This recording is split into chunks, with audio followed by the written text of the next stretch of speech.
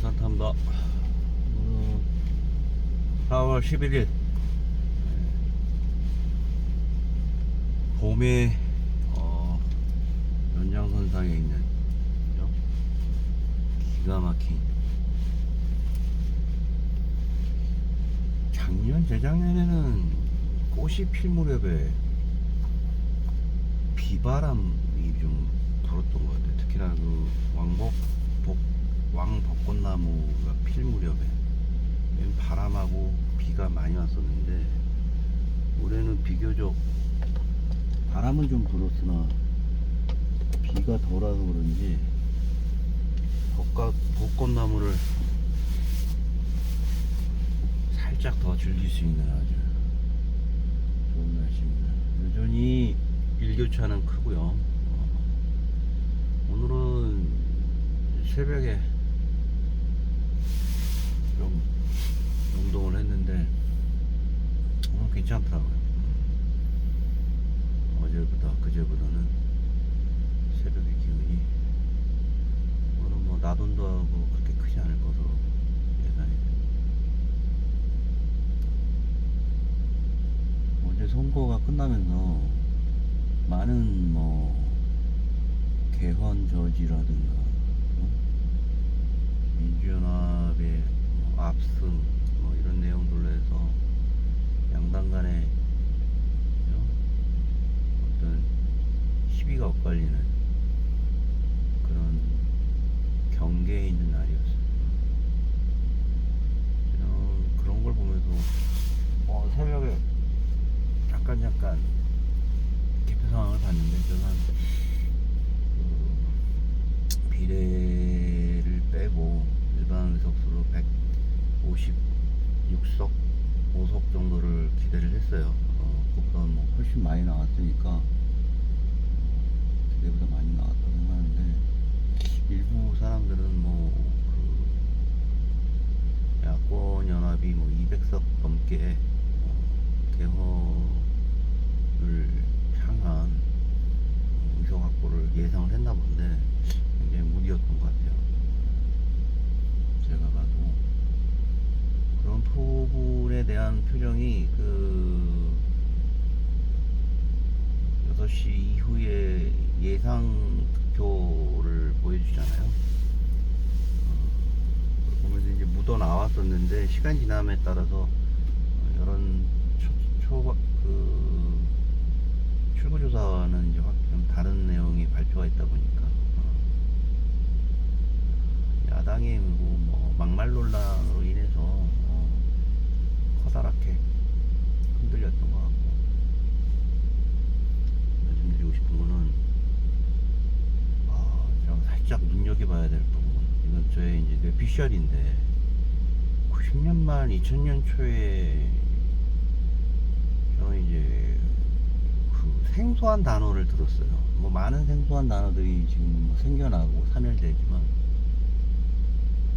강남 좌파라는 얘기를 이제 우연찮게 들었어요. 강남 좌파. 강남의 좌파?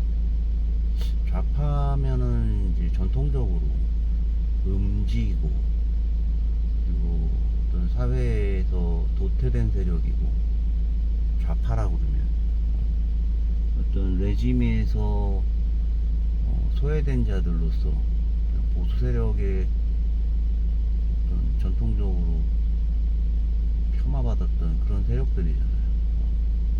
이념에 대해서도 상당히 민감했던 부분입니다. 그런 상태에서 강남이라는, 우리가 흔히 아는 그 강남 있잖아요. 서초, 강남, 이런 내용으로 이제 인식이 돼서 뭔가 봤어요. 처음엔 인식이 잘 안 되더라고. 얘기야, 강남 좌파라는 게. 극단적인 예로 빨갱이가 강남 쪽에 자리 잡았다는 얘기인 건지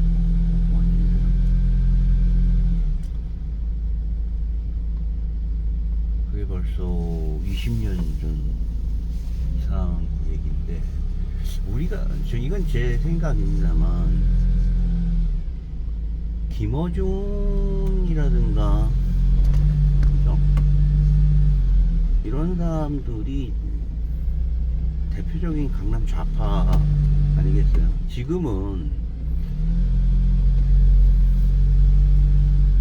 그들 강남 좌파에 대한 생각이라든가 세력이라든가 이런 부분이, 자 보시자고요. 심상정 의원은 요번에 떨어졌어. 김성애 의원이라는 친구한테, 사람한테. 그 노동당이라든가 정의당이 갖고 있는 가치 부분이 2020년 무렵에 대한민국의 정서와 완전히 벗어난 거지. 무슨 얘기면은 강남 좌파라고 하면 전통적으로 그들은 야권 내에서도 지지 성향이 확연히 다른 다양한 색깔을 낼 수 있는 부분에서 정의당이라든가 녹색 정의당이나 이런 쪽과 연합을 한다든가 세력을 넓혀야 되는 부분인데, 그런 시도를 했던 걸로 제 기억은 들어요. 여러 가지 시도. 근데 워낙 그 지도부에 대한 어떤 인물이라든가 뭐 정세 판단이라든가 세력 확산이라든가 이런 부분들이 형편없는 거죠. 예전에 백기환이라든가 노회찬 이런 분들은 아주 그냥 어마어마하신 분들이죠. 저는 이런 성별에 대한 부분은 어떤 의미에서는 정치에서 쓸데없는 논란일 거리라고 생각을 하는데, 이 항아리 많지 이 여성분들한테는 뒷심뿐만이 아니라 여러 가지 측면에서 아쉬워요. 그러다 보니까 어떻게 보면은 새롭게 떠올랐던 강남권 신규 부와 명예를 쥐면서 사회적인 젊은 주도층으로 올라온 기존의 여당도 야당도 아닌 민주당 데모크래시도 사실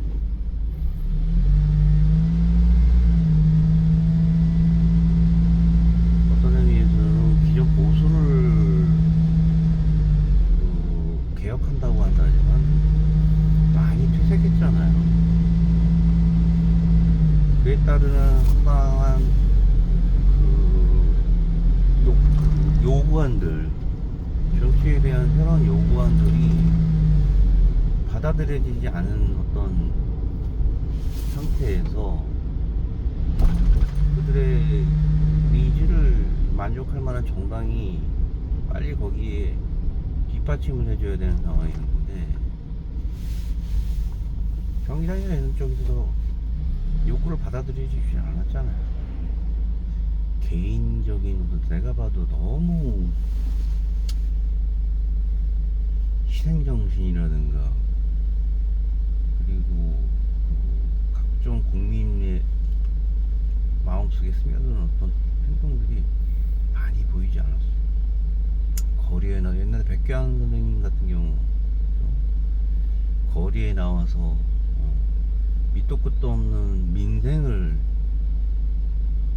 거기에서 이제 우리 서민들은 야, 저 사람 뭔데 우리를 위해서 저렇게 목소리를 높이냐 하면서 민주당이었던 사람들도 쓱 보고 안쓰러워하는 거지. 거기에 이제 몇몇 젊은 사람들이 이제 넘어가고 그랬던데 보이질 않아. 이상하게 말이죠. 그들의 색깔이 너무 기존에 고단하겠죠. 그리고 과거에 있었던 구태의원은 척박한 그런 정치는 아니었겠으나 뭔가 방법을 찾았었어야 되는 건데.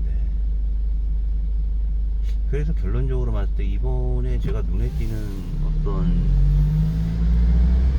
국회에 입성을 하는 분들에 대한 성향 중 조국 혁신당과 그리고 국민 아니 그 김어준 쪽에서 그 색출해서 배출해낸 사람들이 서서히 놀랍게도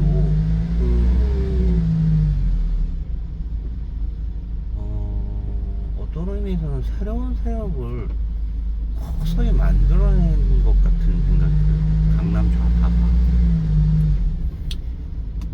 내가 말씀드린 강남 좌파는 나쁜 의미로 강남 좌파가 아니에요. 새로운 세력으로서 대안이 나올 수 있다는 생각과 성과를 내고 있다는 부분이잖아요. 민주당에서 조국이라는 사람이 현재는 순진해 보일 수도 있어요. 자신의 검찰개혁에 대한 어떤 염원이라든가 열망 등이 윤석열 정부의 실정과 더불어져서 그게 지금 먹혔잖아요. 12명이나 입성하게 되죠. 12명. 그 12번에 있는 그 구청장 하던 사람은 완전 장땡이 가양. 불과 몇 달 전에 정당을 만들어가지고 비례정당, 그것도 준연동제에 하는 비례정당에 나와서 그것도 수개월 전에 만들었는데 거기에 입성을 해서 12번으로 들어갔는데 그게 당선 가능성이 있는 겁니까? 전통적인 야당인 민주당도 십몇 번이 됐으나 거기에 비할 바가 없잖아요. 택도 없는 건데 그 사람은 진짜 신중이지. 개인의 그러니까 그 원내에 들어가는 것도 백날 해봐야 안 되는 사람이 있고 그 사람은 진짜 야 어찌됐든 강남 좌파로 대표할 수 있는 그가 어떤 현재 떠다니고 있는 이런 누군가를 그걸 이제 포장을 해서 세력화하고 있다고 저는 생각을 하는데 유시민이라든가. 근데 이분은 아직 만약에 그런 분들과 조국과 이런 분들이 민주당이 가지고 있는 세력을 합치면서 말이죠. 새롭게 대안을 만들어 간다면은 두텁고 그리고 정당 정치에서 우리가 요구하는 다양한 욕구들을 받아들일 수 있을 것 같아요. 지금 거기에 따르는 보수 진영의 다양한 세력들은 이준석이라는 사람을 통해서 생겨나고 있지만 그들이 넘어야 할 이런 진입장벽 내지는 계속 부딪혀서 깨지고 있는 이유가 높은 장벽, 진보 세력, 아니 보수 세력들이 갖고 있는 높은 진입장벽. 야권 같은 경우는 강남 좌파라고 하는 세력들이 민주와 어떤 아름다운 연합을 지금 벌이고 있는 것 같고, 여당이 새로운 미래로 진입할 수 있는 젊은이들을 흡수할 수 있는 것은 이준석의 역량이 상당히 좀 좌우돼서 영원하다고 봅니다. 왜냐, 보수를 먹기 위해서는 그 젊은 이준석 이하 사람들이 추구하고자 하는 보수에 대응할 만한 힘이 역부족이라는 거지. 역시 그분들과 저분과는 확연한 차이가 나잖아. 지지라든가.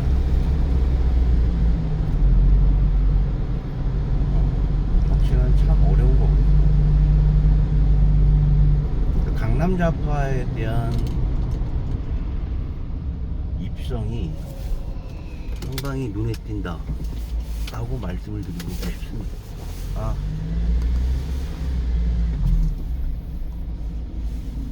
하남에서의 누구죠? 김준영 씨인가? 이런 분들 비례대표 그 외교 관련된 그 외교위원인가요? 그분 비례대표에서 올라온 여러 사람들이 정말 참신한 사람들이 많더라고. 조기란 분이 민주당 내에서 새로 대안 세력이 될 것으로 봅니다. 저는. 이재명 대표가 2년 후에 3년 후에 당권을 당연히 그 안에 당권을 잡고 지금도 잡고 계시지만 대권에 승리를 하고 나름대로의 대안을 누군가와에게 물려줘야 되겠지만 국민이 바라는 사람으로 인해 분명히 국민의 영원에 바라는 사람이 출연했다는 점에 우리는 주목을 해야 됩니다. 검찰이 그를 정치로 끌어들인 것 같아요. 검찰이.